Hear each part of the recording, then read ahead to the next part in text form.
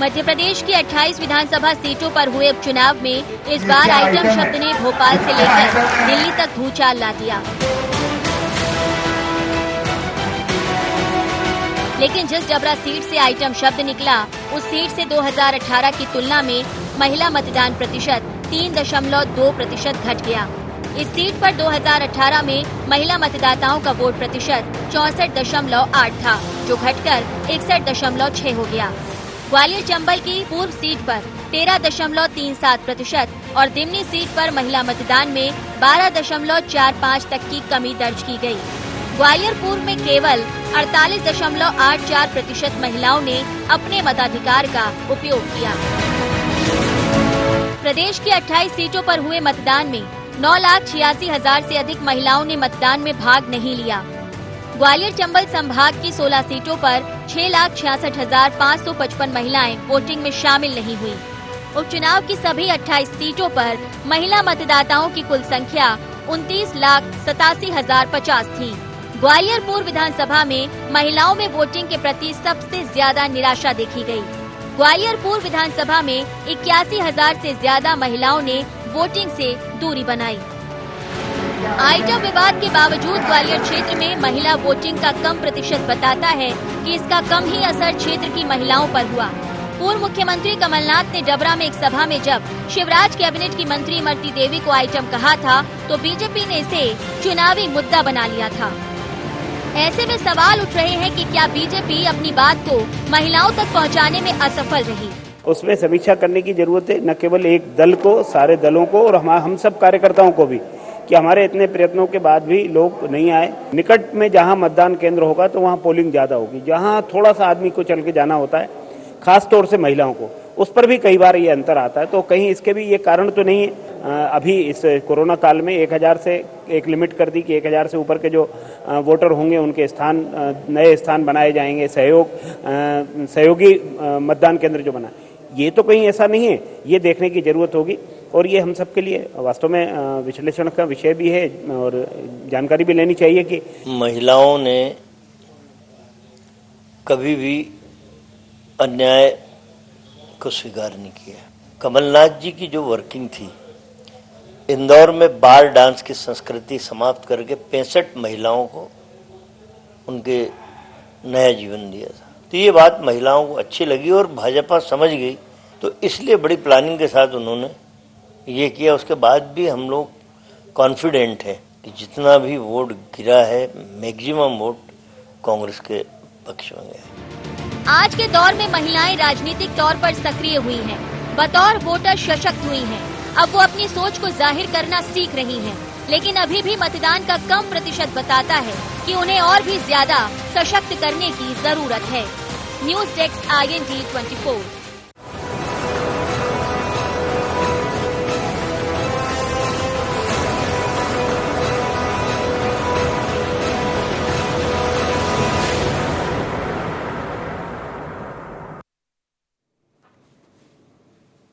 नमस्कार, sharp eight 7 में आप सबका स्वागत है। मैं हूं आपके साथ मुक्ता पाठक। उपचुनाव वोटिंग हो गई है, कल रिजल्ट आना है, लेकिन अगर हम एनालिसिस कर रहे हैं तो एक चीज सबने नोटिस करी। डबरा में जिस तरह से पूर्व मुख्यमंत्री कमलनाथ जी ने इमरती देवी को आइटम से संबोधित किया था और उसके बाद जिस तरह से बीजेपी ने ये पूरे मुद्दे को भुनाने की कोशिश की, हर सभा में उसको दोहराया गया, चाहे वो ज्योतिराज सिंधिया थे या मुख्यमंत्री कमलनाथ या प्रदेश अध्यक्ष VD शर्मा और अन्य बड़े नेता। ऐसा लग रहा था जैसे ये जो मुद्दा है इससे बीजेपी को फायदा होगा, महिलाओं में इसका असर आएगा, लेकिन इसका जो है असर उतना नहीं देखने को मिला। और ग्वालियर चंबल संभाग की ही अगर हम बात करें तो वहीं पे महिलाओं की वोटिंग प्रतिशत में जो है कमी देखने को मिली इस बार के मतदान के समय। डबरा में लगभग 41,000 महिलाओं ने वोट नहीं डाला। ग्वालियर पूर्व में लगभग 81,000 महिलाओं जो है उन्होंने अपना मतदान का उपयोग नहीं किया। तो ये जो है एक बहुत चौंकाने वाला था, अगर हम कहें तो मसला है कि क्या बीजेपी इस मुद्दे को जितना वो कोशिश कर रही थी भुनाने की, भुना नहीं पाई। क्या कारण रहे इससे? जितना वो बीजेपी सोच रही थी कि कांग्रेस को नुकसान होगा, तो क्या नुकसान तो नहीं शायद हो पाया, क्या फायदा ही हो गया, क्योंकि जिस हिसाब से महिलाएं निकली ही नहीं वोटिंग डालने। चलिए इसी विषय पे हम चर्चा करेंगे। हमारे साथ स्टूडियो में मौजूद हैं हमारे editor in chief Sunil Srivastava ji, phone line पे हैं दीप्ति सिंह और सुखप्रीत कौर। आप सबका शार्प एट 7 में बहुत बहुत स्वागत है। सबसे पहले तो आपके पास आऊंगी सुखप्रीत जी, क्या कहेंगी आप, क्या कमी रह गई कि महिलाएं जो है बढ़ चढ़ के उन्होंने वोटिंग में हिस्सा नहीं लिया? ग्वालियर चंबल संभाग में ये मुद्दा इतना जो है, अगर हम कहें तो बहुत अच्छा मुद्दा था जो बीजेपी के हाथ में लगा था, लेकिन बहुत कोशिश करने के बाद भी ऐसा लगता है जैसे बीजेपी उसको भुना नहीं पाई। सुखप्रीत जी।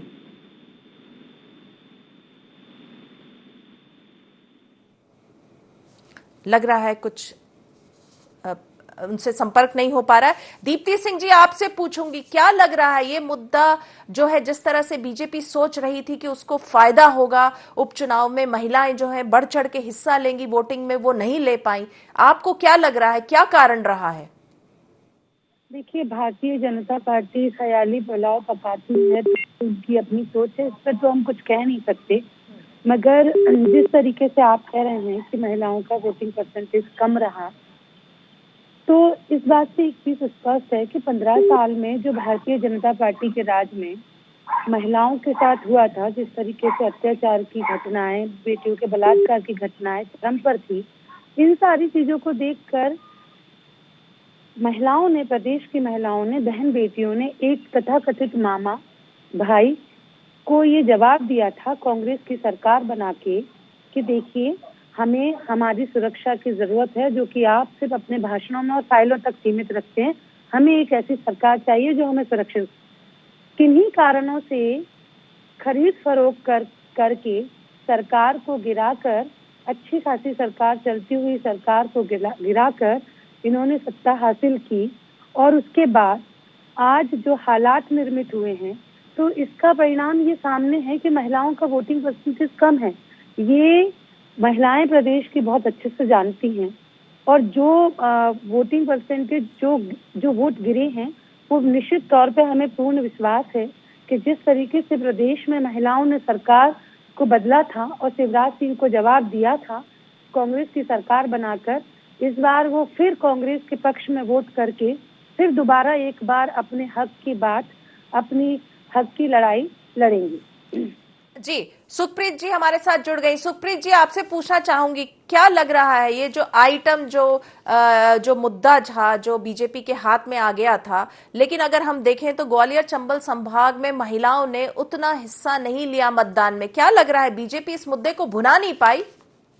देखिए मुक्ता जी, पहली बात तो ये कि महिलाओं का सम्मान करना ये हमारी विचारधारा है, ये हमारे लिए कोई भुनाने वाला मुद्दा नहीं है।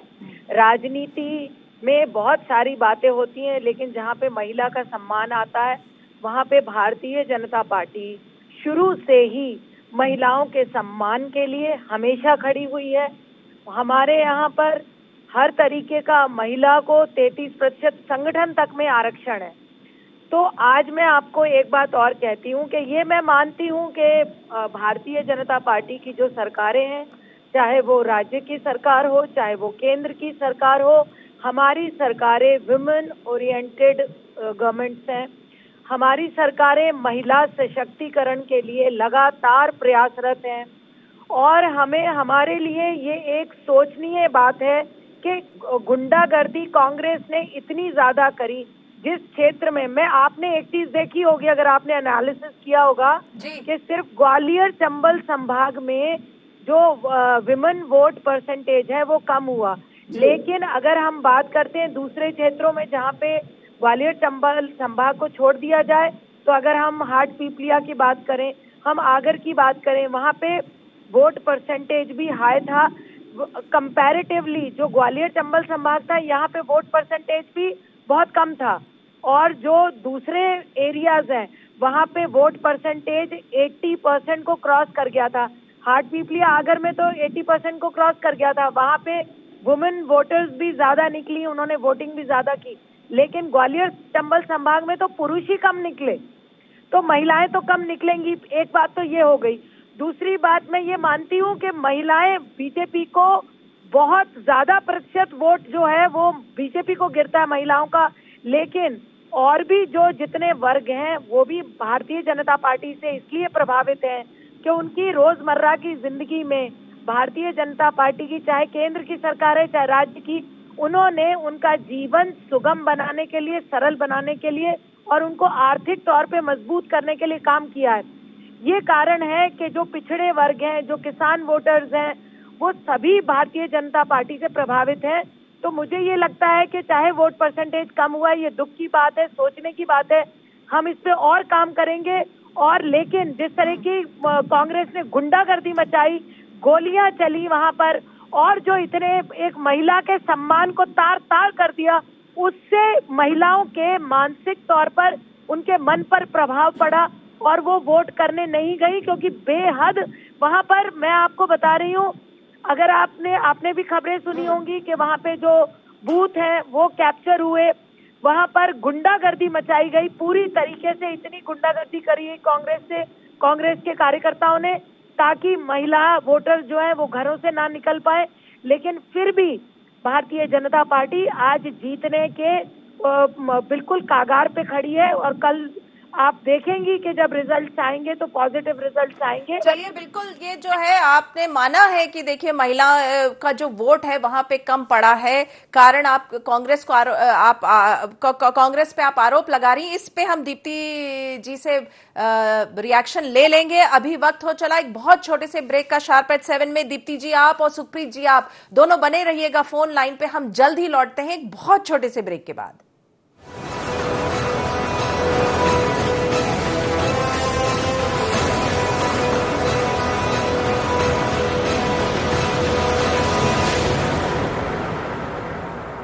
बाबा इलायची को जैसे ही चखा तो लगा कि लाइफ के हर टेस्ट में होना चाहिए प्लेजर।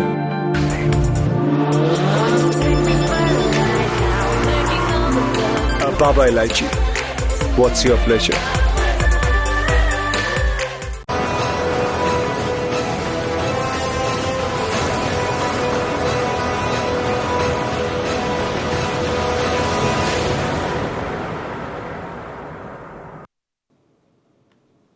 ब्रेक के बाद आप सबका एक बार फिर से स्वागत है। हम बात कर रहे थे कि किस तरह से जो है एक बहुत अच्छा मुद्दा जो है कांग्रेस ने बीजेपी के झोली में डाल दिया था उपचुनाव के समय। आइटम जिस तरह से जो पूर्व मुख्यमंत्री कमलनाथ जी ने एक शब्द का इस्तेमाल किया था और उससे जो है एकदम बवाल सा मच गया था। लेकिन फिर भी हमने नोटिस किया कि ग्वालियर चंबल संभाग में महिलाओं का जो था वोटिंग परसेंटेज बहुत कम रहा।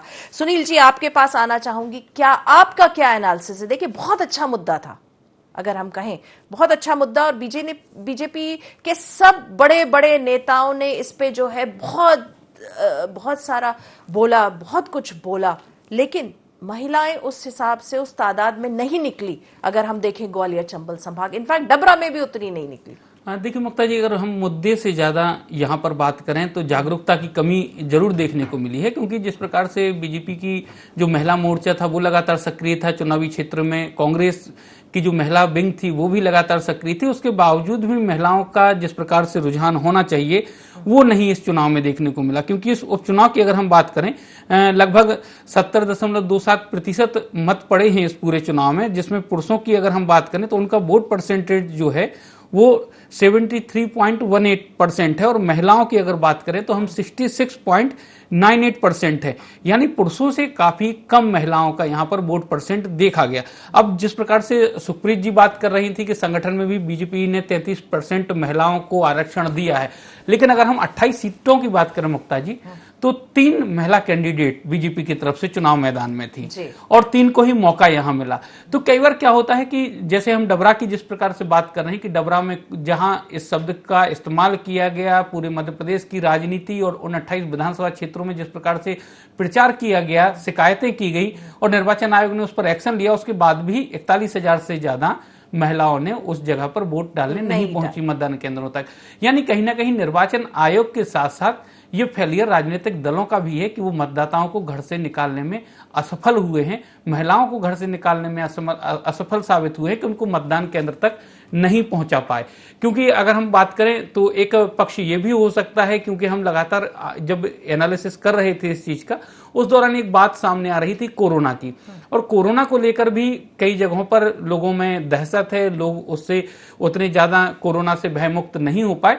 तो एक वजह यह भी हो सकती है कि कोरोना के कारण कुछ महिलाएं बाहर नहीं निकली हों, लेकिन अधिकांशतः चुनाव में हमने देखा कि वोट परसेंट लगभग समान होता है, या कई सीटों पर महिलाओं का वोट परसेंट पुरुषों की अपेक्षा में ज्यादा होता है, लेकिन इस चुनाव में ऐसा देखने को नहीं मिला। अगर यहां पर भागीदारी की बात करें मुक्ता जी, तो राजनीतिक दल जरूर भागीदारी की बात जरूर करते हैं। सुप्रीत जी ने जिस प्रकार से कहा, संगठन से लेकर सरकार तक की भागीदारी, लेकिन आप खुद अभी शिवराज मंत्रिमंडल को काउंट कर सकती हैं कि कितनी महिला मंत्री हैं उसमें। संगठन में बीजेपी में देख सकती हैं कि कितनी महिलाएं हैं, या फिर टिकट को लेकर ही कि 28 में से कितने टिकट दिए। अगर कांग्रेस की बात करें, कमोबेश कांग्रेस की भी स्थिति मुक्ता जी यही है। दीप्ति सिंह जी खुद नरेला से 2 बार तैयारी करती रही, लेकिन कांग्रेस जब टिकट देने की बात आई तो उन्होंने बाहरी कैंडिडेट को ही टिकट देना उचित समझा, दीप्ति जी को नहीं दिया। तो यानी कहीं ना कहीं महिलाओं को राजनीतिक तौर पर सशक्त बनाने की बात राजनीतिक दल करते हैं, लेकिन जब टिकट देने की बात आती है तो कहीं ना कहीं कन्नी काट जाता है, कागज में रह जाता है, एक्शन मोड में नहीं आता। सुनील जी, एक और सवाल यहां पूछूंगी कि ठीक है, महिलाएं वोटर्स नहीं निकली, इसमें जागरूकता की भी कमी रही होगी, जैसा आप कह रहे हैं, राजनीतिक पार्टियों का भी फेलियर रहा कि उतना नहीं निकाल पाए। क्या लगता है ये मुद्दा जो रहा, और जिस हिसाब से हम बात कर रहे हैं ग्वालियर चंबल संभाग की, महिलाएं वहां पे कम प्रतिशत रहा, तो इसका कितना जो है फायदा या नुकसान दोनों पार्टी को रहेगा, ये मैं आपसे जानना चाहूंगी। देखिए, जो बयानबाजी हुई, तीखी बयानबाजी, अमर्यादित आपत्तिजनक बयान जो हुए हैं, उसका ज्यादा असर इस चुनाव में देखने को नहीं मिलेगा। क्योंकि सबसे ज्यादा जो बड़ा मुद्दा था वो यह मुद्दा था गद्दारी और खुददारी का, कि कांग्रेस लगातार आरोप लगा रही थी कि जो लोग बीजेपी में गए हैं वो बिक कर गए हैं, पैसे लेकर गए हैं, सौदा किया है उन्होंने और लोकतंत्र किया, यहाँ पर खून किया। और अगर हम कांग्रेस की, बीजेपी की बात करें तो बीजेपी लगातार कांग्रेस पर यही आरोप लगा देती रही। तो मुख्य मुद्दा जो इसमें था, इसमें विकास मुद्दा नहीं था इस चुनाव में, विकास सेकेंडरी आ गया। यहां पर खुददारी गद्दारी पहला हो गया और विकास सेकेंडरी में इसलिए कह रहा हूं क्योंकि जो लोग भी बीजेपी में गए हैं कांग्रेस छोड़कर, वो लगातार यही बात कह रहे कि क्षेत्र का विकास नहीं हो पा रहा था, और यही वजह थी कि उन्होंने कमलनाथ का साथ छोड़कर शिवराज जी का साथ लेने में या साथ होने में ज्यादा भलाई समझी। इससे क्षेत्र का भी विकास होगा, प्रदेश का विकास होगा।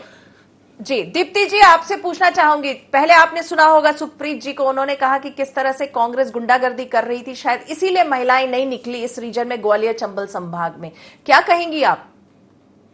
देखिए, भारतीय जनता पार्टी का काम है आरोप लगाना, और वो आज से नहीं, शुरू से लगाती चली आई है।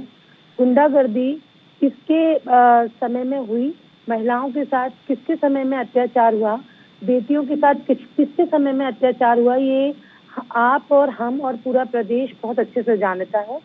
बार बार अपनी गलतियों को छुपाना और उस पर पर्दा डालना, ये भारतीय जनता पार्टी का काम है। ये बात साबित है, इस बार ये बिल्कुल क्लियर हो चुका है कि जो सरकार जनता ने बनाई थी वो कांग्रेस की बनाई थी, और उसे किस तरीके से तोड़ मरोड़ के, गिरा के, खरीद फरोख्त करके, अपने आप वहां पे जाके पहुंचकर अपने आप को साबित करने की कोशिश की।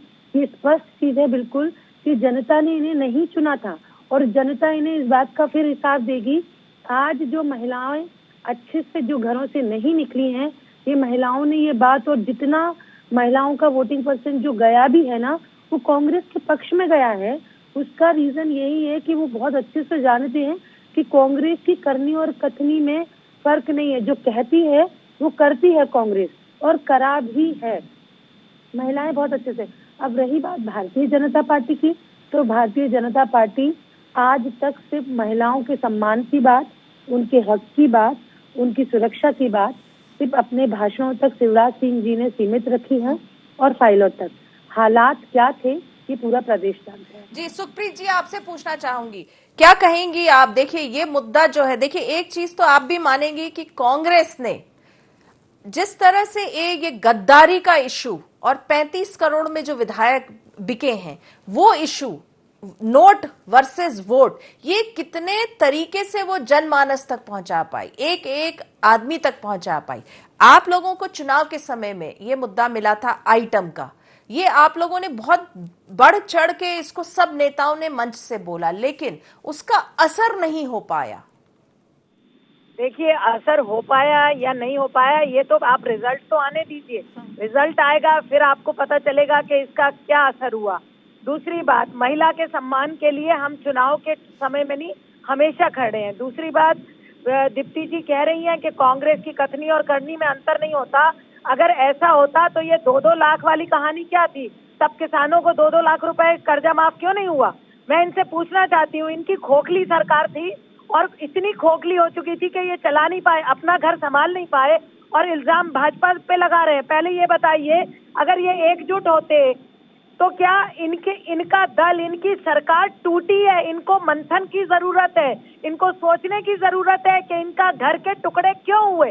इसमें बीजेपी ने कुछ नहीं किया, इनके घर के टुकड़े इनके खुद के कर्मों से हुए हैं और इनके बड़े नेताओं को अभी भी मंथन कर लेना चाहिए। जो इनके बड़े बड़े नेता हैं, दिग्विजय सिंह जी हैं, कमलनाथ जी हैं, जिनको बोलने की तमीज नहीं है कि महिलाओं से बात कैसे की जाती है। मैं तो दीप्ति जी से भी कहती हूँ कि अगर सम्मान से राजनीति करनी है तो भारतीय जनता पार्टी में आपका स्वागत है। कांग्रेस महिलाओं के लिए बिल्कुल, मैं ये कहती हूँ, आप इतिहास उठा के देख लीजिए, जो अपनी पार्टी की सांसद प्रत्याशी को टंचमाल बोल सकते हैं, वो महिला का क्या सम्मान करेंगे? आप अपनी पार्टी के लिए इतना यहाँ पे आ रही हैं, बोल रही हैं, बात कर रही हैं, लेकिन आपको भी मालूम नहीं है कि आपके पीठ पीछे आपके बारे में क्या बोल रहे। अरे भारतीय जनता पार्टी में आइए, आप सबका स्वागत है। दीप्ति जी, आपके पास ये देखिए खुला ऑफर है बीजेपी में जाने का। देखिए, मेरे खून में गद्दारी नहीं है और मैं जो हूँ, मैं जहाँ हूँ, मैं बहुत खुश हूँ। सुप्रीत जी मेरी बहन है और उन्होंने जो बोला उसके लिए बहुत बहुत शुक्रिया। मैं जहाँ हूँ, मैं वहाँ बहुत खुश हूँ और मुझे अपने सम्मान की लड़ाई लड़ना कांग्रेस पार्टी ने सिखाया है।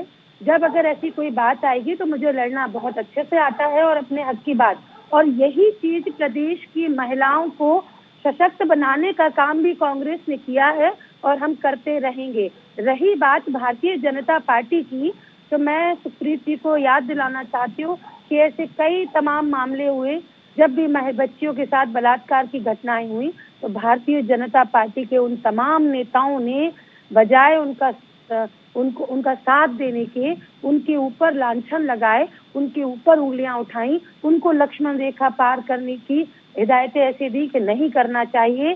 तो ये सब बातें कोई मतलब की नहीं है। प्रदेश की बहन बेटियां समझ चुकी थी कि हमारे लिए सुरक्षा कहाँ से मिल सकती है, हम सशक्त कहाँ से हो सकते हैं, इसलिए उन्होंने एक सरकार चुनी। और रही बात घर फूटने की या घर टूटने की, तो दूसरों के घरों में झांकने से पहले अपने घर में देखना चाहिए कि हमारे घर के हालात क्या हैं। जब लोग गद्दारी पे आ जाएं और आमदा हो जाएं, बिकने पे आमदा हो जाएं, तो उसमें परिवार के सदस्यों की कोई ज्यादा गलती नहीं रहती, क्योंकि कुछ लोग अगर ये बिगड़ने को तय हो गए थे कि हमें बिकना ही है तो फिर ठीक है, वो उन्होंने जनता के साथ गलत किया, उन्होंने जनता के खून पसीने मेहनत का जो फल था उसको पानी फेरा उसके ऊपर, तो अब जनता उनको जवाब देगी। कल रिजल्ट आएगा तो पता चलेगा। जी सुनील जी, आपके पास आऊंगी। सुखप्रीत जी का खुला ऑफर था, दीप्ति जी ने ठुकरा दिया, नहीं जा रही है, वो तो कांग्रेस में ही है, अपने सम्मान के लिए वो लड़ने, वो कहती हैं कि उनका सम्मान पे कभी भी बात आएगी तो वो खुद में सक्षम है। चलिए, हम जो बात कर रहे थे, मुद्दे की बात यह है कि देखिए, आपने भी देखा सुनील जी, आप कि जिस तरह से जो है गद्दारी वर्सेस वफादार, वोट वर्सेस नोट, ये मुद्दा कांग्रेस बहुत हद तक पहुंचा पाई, उसको जन जन तक पहुंचा पाई।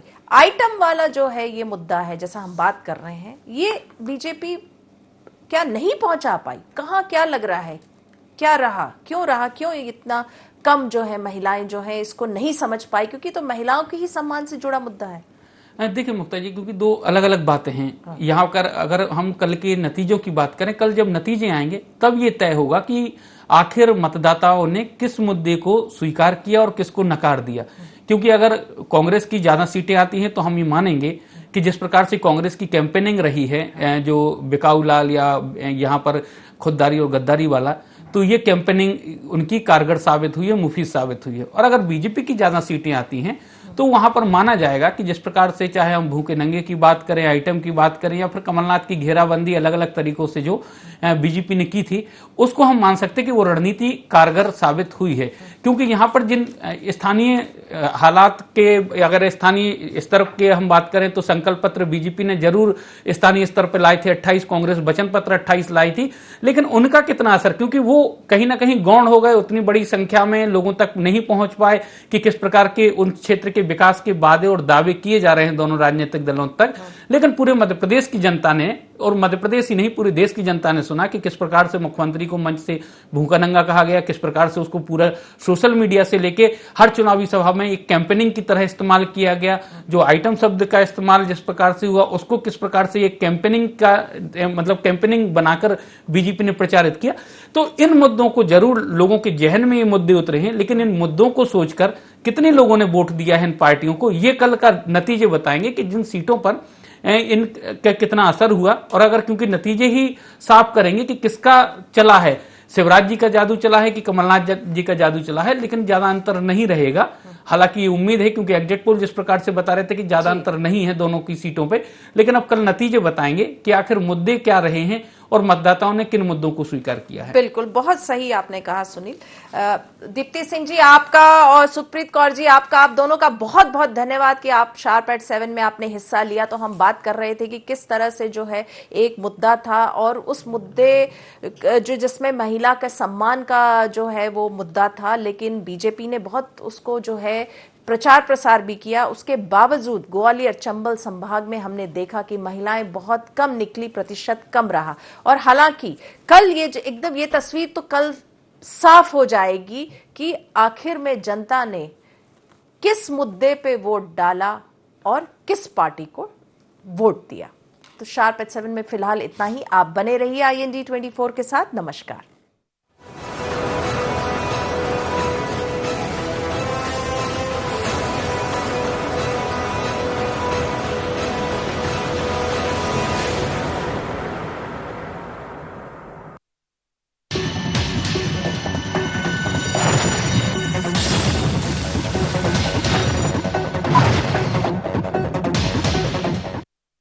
बाबा इलायची को जैसे चखा तो लगा कि लाइफ के हर टेस्ट में होना चाहिए प्लेजर।